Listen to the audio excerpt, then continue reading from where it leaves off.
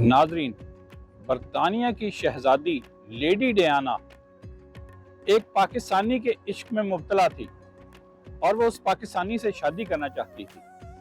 उस पाकिस्तानी का नाम हसनात अहमद है और वो बरतानिया में दिल और फेफड़ों के सर्जन हैं।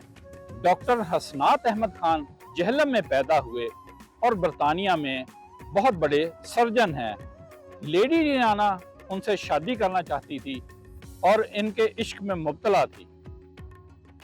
लेडी डियाना ने मई 1996 में लाहौर में डॉक्टर हसनात अहमद के घर का विजिट भी किया था। डॉक्टर हसनात खान साबिक वजीर आज़म इमरान खान के दूर के कज़न हैं। मार्च 2008 में होने वाली एक जुडिशल इंक्वायरी में डॉक्टर हसनात खान ने जस्टिस स्कॉट बेकर को एक तहरीरी बयान में बताया कि उनका और लेडी डियाना का लव अफेयर था।